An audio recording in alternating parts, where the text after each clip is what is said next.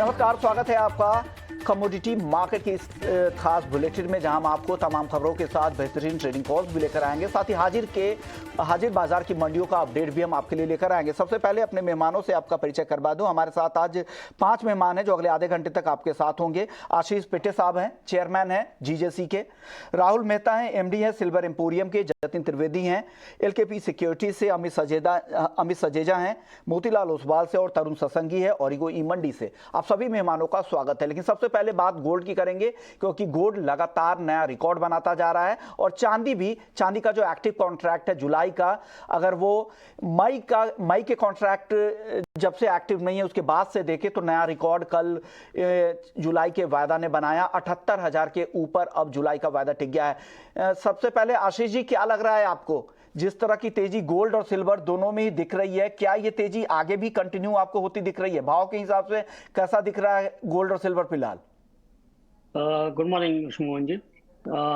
जैसे आपने देखा, गोल्ड में पिछले 3-4 महीने में जो एक वन साइड में रैली आई थी, उसके बाद वो थोड़ा रुकाव आना एक्सपेक्टेड था, कंसोलिडेशन एक्सपेक्टेड था। वो पिछले 15 दिनों से 20 दिनों से हम लोग देख समय रहे थे। बहुत कम था, 36 हो गया है। और उसमें जब कभी भी कोई निगेटिव ट्रिगर आता था तो सोना थोड़ा नीचे जाने की कोशिश कर रहा था, लेकिन बियॉन्ड द पॉइंट उसके नीचे नहीं जा पा रहा था।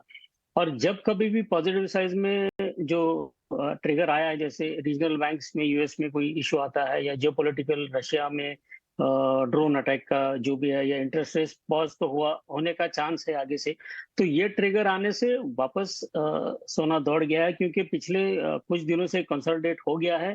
तो ये नेक्स्ट लेग अप मेरे हिसाब से शुरू हो गया है। और ये तेजी मेरे हिसाब से बढ़ते बढ़ते लगभग 2125 या 2150 तक एक बार जाएगी, ऐसा मेरा मानना है।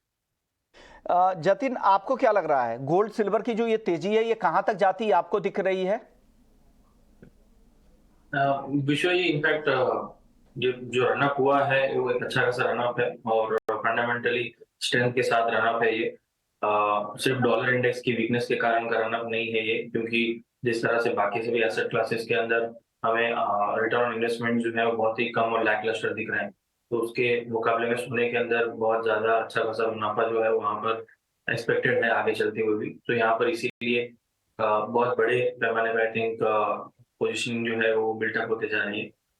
हायर साइड पे एस्केलेशन जो है वो कॉमेक्स के अंदर मैं देख रहा हूँ कि 2050 के ऊपर लेवल जैसे मेंटेन करना शुरू कर देंगे तो मुझे लग रहा है नेक्स्ट हर्डल 2100 के आसपास का है, तो वहां तक का टारगेट जो है वो प्लेस करके चलना चाहिए।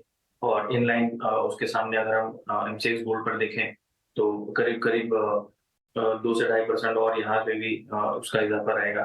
तो जो प्राइजेस को अराउंड अबाउट 62,500 से लेकर 60,000 तक लेके जा सकते हैं। जो मेरा इमीडिएट बेसिस पे शॉर्ट टर्म के अंदर जो टारगेट्स है वो कहीं ना कहीं 62,500 से 63,000 के आसपास का है। ये मेरा व्यू पॉइंट रहेगा गोल्ड के अंदर एक शॉर्ट टर्म व्यू पॉइंट के हिसाब से। एक साल के लिए गोल्ड का पोल भी किया था, वो पोल के आंकड़े क्या कहते हैं वो आपको बता देते कि ऑगमोंट गोल्ड को लगता है कि अगले एक साल में गोल्ड 70,000 रुपए तक भी जा सकता है। ये अपर लेवल है, ये नहीं कि हो सकता है कि आपको बीच में करेक्शन भी दिखे। और केडिया कमोडिटी को लगता है कि 68,000। एलकेपी सिक्योरिटीज का भी जो हमने अप्रैल आखिर में इनका जो व्यू लिया था उसके हिसाब से इन्होंने 66,000 का टारगेट अगले एक साल के लिए गोल्ड का दिया है। मोतीलाल ओसवाल 65,000, एसएमसी ग्लोबल भी 65,000, और कोटक सिक्योरिटीज को भी लगता है कि 65,000 रुपए गोल्ड तक जा सकता है। यानी यहां से भी जितने भी एक्सपर्ट्स हैं उनको लगता है कि गोल्ड की तेजी जारी रहेगी, माइल्ड करेक्शन बीच बीच में आते रहेंगे। चांदी की अगर बात करें तो राहुल जी, क्या लग रहा है, चांदी की डिमांड, फिजिकल डिमांड किस तरह की है? वायदा में तो हम देख ही रहे हैं नया रिकॉर्ड अब बनाना अब चांदी ने भी शुरू कर दिया है। फिजिकल डिमांड क्या ऊंचे भाव पर भी है? ये रेट्स पे फिजिकल डिमांड काफी कम है, इन्वेस्टमेंट डिमांड बहुत कम हो गई है, और कस्टमर्स का जो वॉक इन है बहुत कम हो गया है।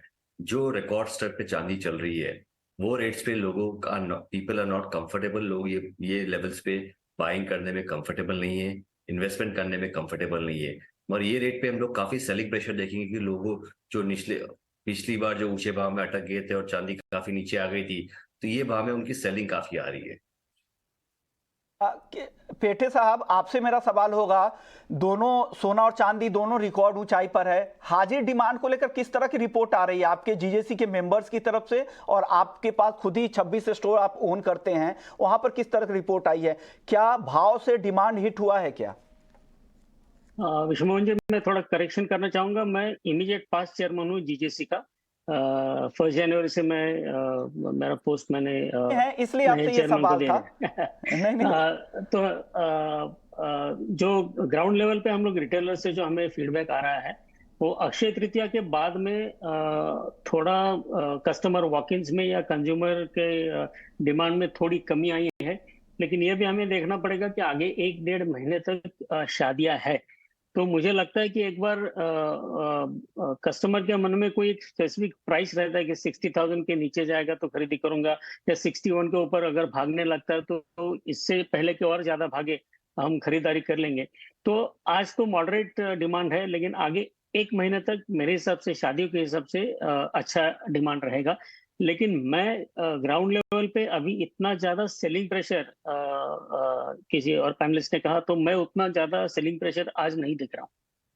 अमित जी, अब ट्रेडर्स के हिसाब से बात कर लेते हैं। अगर ट्रेडिंग किसी को करना है गोल्ड और सिल्वर में, तो क्या राय दे रहे हैं? किन लेवल्स का ध्यान रखें, क्या टारगेट, क्या स्टॉप लॉस का ध्यान रखें? अमित सजीजा जी नमस्कार विश्वमोहन जी। देखिए ट्रेडिंग के लिए भी लिहाज से थोड़ी वॉलेटिलिटी आज एक्सपेक्ट कर सकते हैं, क्योंकि नॉन फार्म पेरोल डेटा यानी यूएस का जॉब्स डेटा आज शाम को आएगा। ऑलरेडी प्राइजेस में रनअप आ चुका है। फेड की जो मीटिंग थी वो काफ़ी हद तक डिस्काउंटेड थी कि हो सकता है कि ये लास्ट वन एंड डन हो, और कहीं ना कहीं वैसा ही इंप्रेशन फेड ने भी दिया है। उसके चलते और तेज़ी दिखाई दी है। मुझे लगता है कि नॉन फार्म पेरोल के जस्ट पहले हमें थोड़ी पिकअप इन वॉलेटिलिटी दिखाई देगी, जहां पर प्राइसेस हो सकता है फिसलते हुए भी देखें फर्स्ट हाफ में। तो उस डिप का फायदा उठाकर जो शॉर्ट टर्म ट्रेडर्स हैं 61, 200, 300 जोन में गोल्ड अक्यूमुलेट कर सकते हैं। ओवरऑल मुझे लगता है कि जो कल के ऑल टाइम हाई जो दिखे थे 61, 850, 900 की जोन में, तो वो दोबारा दिखाई देंगे। सिमिलरली अगर मैं चांदी की बात करूं तो जो जुलाई वायदा है 76,800 से 77,000 का काफ़ी एक मजबूत सपोर्ट उभर कर आ रहा है ओवरऑल शॉर्ट टर्म बेसिस, और इमीडिएट बेसिस 77,600 के आसपास है। वहां पर खरीदारी की जा सकती है। व्यू जो होगा वो एक न्यू हाई यानी 78,800 से 79,000 का होगा, जो करीबन $26.5 से कॉरेस्पॉन्ड कर सकता है स्पॉट सिल्वर में। ओके, यानी फिर से नया हाई बना सकता है। हालांकि 14 अप्रैल को जो आपने जुलाई में नया हाई देखा था, वो कंटिन्यूएशन कॉन्ट्रैक्ट नहीं कह सकते हैं, क्योंकि मई का कॉन्ट्रैक्ट उस समय एक्टिव था। जब वो इनएक्टिव हुआ मई का कॉन्ट्रैक्ट, उसके बाद तो 78,292 जो आज का हाई है, उसी को हम चांदी का रिकॉर्ड हाई मानेंगे। अब एक और सवाल जतिन आपसे चांदी पर लेना चाहेंगे। चांदी में इंट्राडे के लिए अगर किसी को ट्रेड करना है तो कोई कॉल है क्या आपके पास? मैं ट्रेड की सलाह दूंगा जो ट्रेड ट्रेडर्स हैं उनके लिए, क्योंकि फर्स्ट हाफ में जो है नॉन फार्म पेरोल्स का डेटा जो है वो भी थोड़ा समय है इवनिंग सेशन में, तो उसके पहले जो डे ट्रेडर्स हैं उनके लिए अपॉर्चुनिटी है, यहाँ पर बाय करके चल सकते हैं। 78-250 के आसपास जो लेवल है, ये थोड़ा सा भी एक ब्रेक लेवल है मेरे लिए, तो यहाँ पर बाय करके चल सकते हैं। 77,800 के स्टॉप लॉस के साथ में छोटा सा स्टॉप लॉस रहेगा 400 पॉइंट का, और जो 78,850 के टारगेट्स के हिसाब से इंट्राडे कॉल है, सिर्फ नॉन फार्म पेरोल डेटा आने के पहले इसको एग्जिट भी कर लेना है। नहीं, दोनों ही जानकारों को लगता है कि यहाँ से नया रिकॉर्ड बना सकती है चांदी फिर से। तरुण जी, आप क्या मानते हैं गोल्ड और सिल्वर में? तरुण जी, आपसे मेरा सवाल था। Hi, good morning Vishwamohan ji. I think मैं भी अपने जो पैनलिस्ट है उन्हीं के साथ जाना चाहूंगा। नो डाउट ये साल गोल्ड का साल है और हमने काफी उम्दा रिटर्न्स आते हुए देखे हैं। यूएस में रेट हाइक ज्यादा होगा नहीं, डॉलर इंडेक्स में वीकनेस कंटिन्यू करेगा। सेफ हेवन जिस तरीके से बाइंग है वो सारा का सारा इंडिकेट करता है कि अभी अप थ्रस्ट काफी ज्यादा है, और जिस तरीके से मोमेंटम है वो भी इंडिकेट करता है कि गोल्ड के अंदर पोजिशनली अच्छा रिटर्न्स मिलेंगे। मेरा ऐसा मानना है 65,000 नियर टर्म में, and by the year and 70,000 को भी क्रॉस कर सकता है गोल्ड। एंड अगर $2,000 के ऊपर अगर कॉमेक्स में सस्टेन करता है तो प्रॉब्ली 2400 तक मैं प्राइस को आते हुए देखता हूँ। चलिए राहुल जी, अब भाव के हिसाब से बात कर लेते हैं। हमने एक साल का जो पोल किया है उसमें 1 लाख रुपए तक चांदी के टारगेट दे रहे हैं। आप भी मार्केट में इतने दिनों से हैं, क्या लग रहा है एज ए ज्वेलर नहीं, एज ए एक्सपर्ट के तौर पे, एनालिस्ट के तौर पे, आपको क्या लग रहा है कहां तक चांदी जा सकती है अगले 1 साल में? चांदी अगले 1 साल में 85,000 से 90,000 तक जा सकती है, मगर किन रेट्स पे इन्वेस्ट करना ये बहुत बड़ा एक क्वेश्चन मार्क है कि ये रिकॉर्ड स्तर 78,000 पे लोगों को इन्वेस्ट करना नहीं करना, ये थोड़ा टफ कॉल है, बिकॉज ये रेट पे रिस्क बहुत ज्यादा है, क्योंकि चांदी बहुत ज्यादा वॉलेटाइल है। अगर आप पिछले 15 दिन में देखेंगे तो चांदी 77,000 ने हाई मार के नीचे में 73,000 आई थी, तो अगर ये टाइप की वॉलिटिलिटी को हैंडल कर सकते हैं तो डेफिनेटली इन्वेस्टमेंट किया जाए, नहीं तो वेट किया जाए, बिकॉज वॉलिटिलिटी काफी रहने वाली है। वोलेटाइल काफी चांदी रहने वाली है। 85 से 90 हजार का एक साल का टारगेट है, वो ऊपर का लेवल है। हो सकता है आपको नीचे के भी लेवल दिखे तो वोलेटाइल काफी रहेगी, तो डिप में ही हमेशा खरीदे, ऊंचे के भाव पर भीड़ को देखकर खरीदने की कोशिश नहीं करे। पेटे साहब, गोल्ड और सिल्वर के लिए एक साल के लिए आपका टारगेट क्या है? इसमें मैं सोना 65 to 66,000 ही देखता हूँ, लेकिन लॉन्ग टर्म में 68-70 तक जा सकता है। और चांदी में 79 to 80,000 इन नियर टर्म, और लॉन्ग टर्म के लिए अबाउट 85 to 90 के बीच में चांदी का भाव में देखता हूँ। तो आपके लिए लॉन्ग टर्म, शॉर्ट टर्म और इंट्राडे के लिए भी आपके लिए गोल्ड और सिल्वर पर ये व्यू। शुक्रिया आशीष पेटे साहब आपका, राहुल जी आपका, आप लोगों ने वक्त निकाला हमारे लिए। लेकिन अमित जी, तरुण जी और जतिन, आप तीनों बने रहिए, आपसे बाकी क्रूड और बेस मेटल्स पे भी बात करेंगे। एक छोटे से ब्रेक के बाद लौटेंगे तो इन तीनों ही काउंटर पर आपके लिए राय लेकर आएंगे।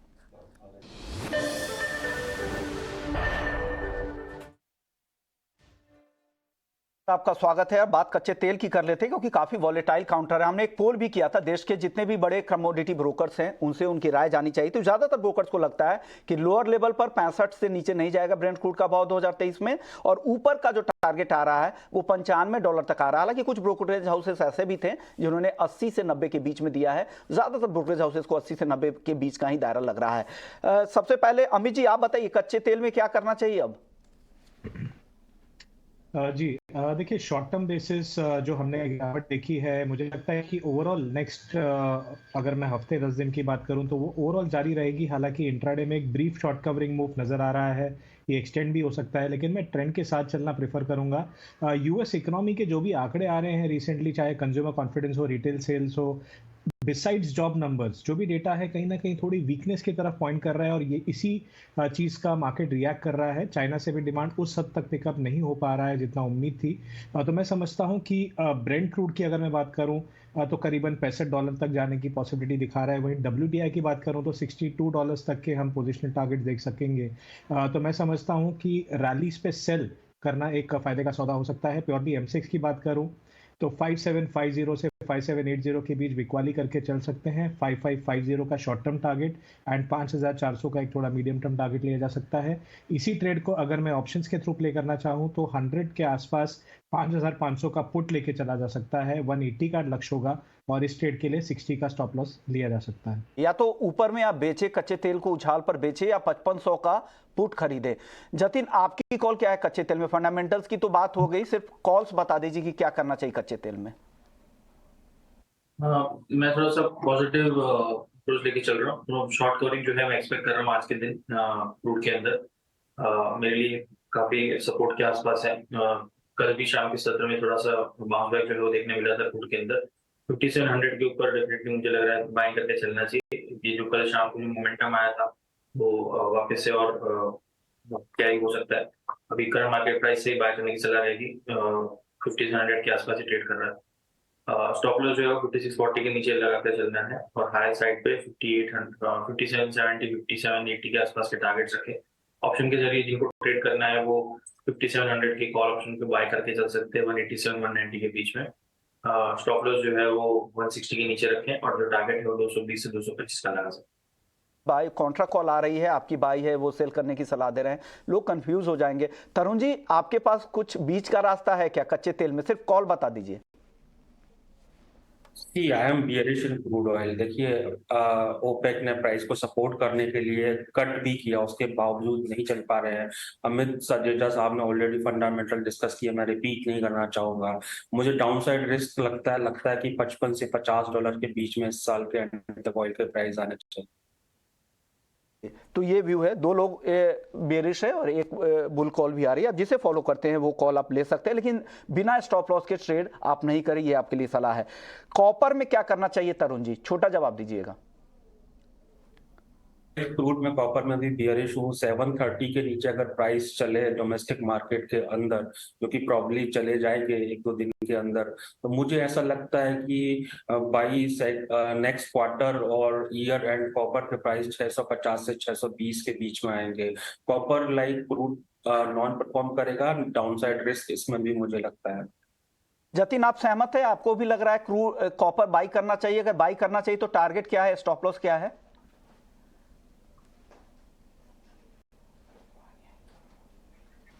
जतिन, आपसे मेरा सवाल था। जी, कॉपर के अंदर मेरा बाय कॉल रहेगा 740 के आसपास के लेवल मुझे अच्छे लग रहे हैं। मैं शॉर्ट कवरिंग एक्सपेक्ट कर रहा हूँ, हालांकि ब्रॉड ट्रेंड डेफिनेटली थोड़ा सा वीकनेस का ही है, लेकिन ये जो है वो कॉन्ट्रा ट्रेंड है। 740 के आसपास जो है वो बाइंग का लेवल है मेरा, वो 746 के टारगेट और 736 के स्टॉप लॉस के साथ में। जैसे मैंने गुड के बारे में बताया, ये कॉन्ट्रा बेट है, ट्रेंड के अगेंस्ट में ये कॉल रहेगा, क्योंकि इंटरडे ट्रेड के हिसाब से मैं कॉल दे रहा हूँ। यानी तरुण जी बेरिश है, लेकिन इनको लग रहा है कि कॉपर यहां पे खरीदना चाहिए। अमित जी, आप क्या कहेंगे? आप कॉपर में आपकी राय?